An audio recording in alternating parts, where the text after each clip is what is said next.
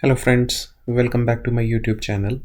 As I got some requests to introduce some videos on Python and how Python language works. So this is one of the first videos I'm making for especially for the Python learners. Python, as you know, is a very powerful language, and recently its popularity has increased, especially because of the nature of applications it could work with. You could use Python not only for web, but you could also use it for data science or other stuff also.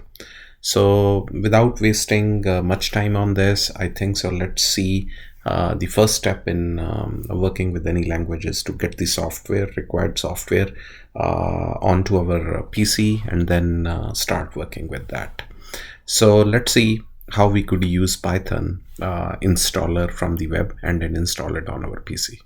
So in order to install Python, you could just search out for Python, let's say download. Once you search for that Python download, the first link that would be given by the Google search would be for the downloading Python installer.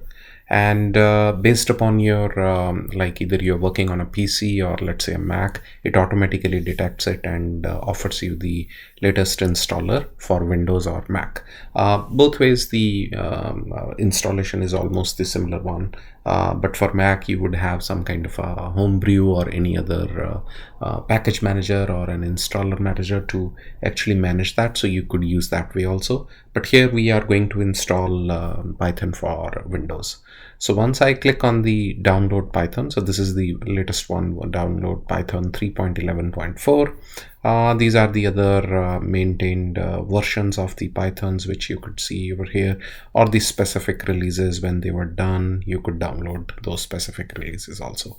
But let's install the one which is given to us as a recommended one. Once you click on that, it is gonna start downloading the installer, and once the installer is done, we'll run that in order to actually install the Python onto our local PC. So it's only almost 10 seconds left for that, 12 seconds based upon the internet speed you are getting. So it will take a couple of seconds more. Okay, so it's almost done. So once it is done, I'm just going to click on open file, and it would actually start running the Python installer over here. So because I have a Python installer already there, so it says install a new one or a customize install. So the select now, install now to install Python with default settings or customize it. And you could also add your python.exe to the path, so that you don't have to add it to the path, and then even if you run it from any of the folders within the command within the terminal window or command prompt, it is able to immediately do that stuff for you. So if we, let's say, do the customize installation, so it has a documentation, a package installer, a Python package installer, so which is just like an npm package. TD or TK idle installs the tkinter and other development environment, Python test suite library, Python launcher, so py launcher. So let's say we'll just keep it that way, and let's try go back, and otherwise it was installed. Now you are going to install Python on this and this particular one, but here we are trying to customize it, and we'll just do a next.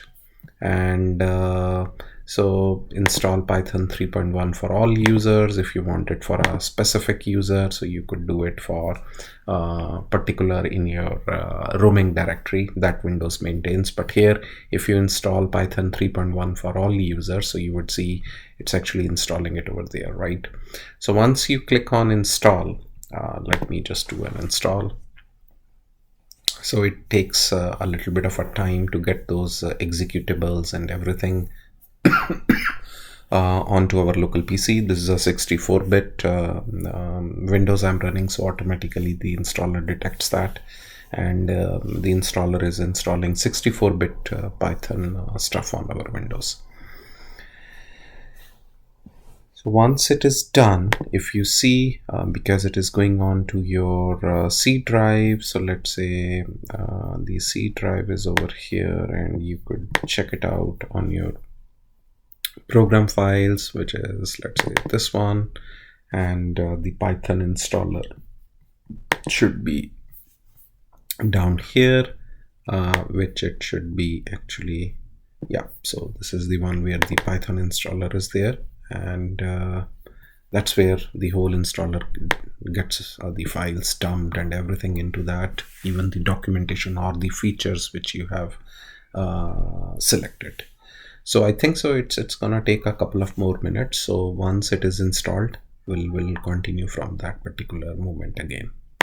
So if you could see, the Python has been installed on our PC. Now in order to test and verify, I can open up a terminal window, and just in order to run that the Python is installed, so I could just use a Python version, and it mentions Python 3.11.4, so that looks fine.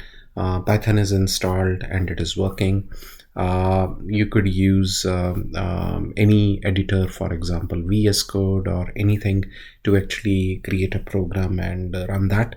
Let's use VS Code to actually create a Python program and run that on just like a simple hello world program. So let me just run create a program, and I'll just simply say it's a Python program, and I've already installed an extension for Python, so it automatically detects that. But let's create this print hello world program in Python. That's all. So a very simple program, a hello world program, which people normally tend to get started off. So let's try saving this program. Okay, so it pops up a window to save that. Let me save it in the temp folder, and I'll name it as, let's say, hello Python. So once I save this would automatically give an extension of .py to it. So that's the Python extension. So I'll save that. Okay, and now I'll go back, and I'll actually go into cd temp, and I'll check out for hello Python .py. So yes, there is a file which we created, and in order to run that, so I'll just simply say hello Python.py, and it simply just prints out a message, hello world program in Python.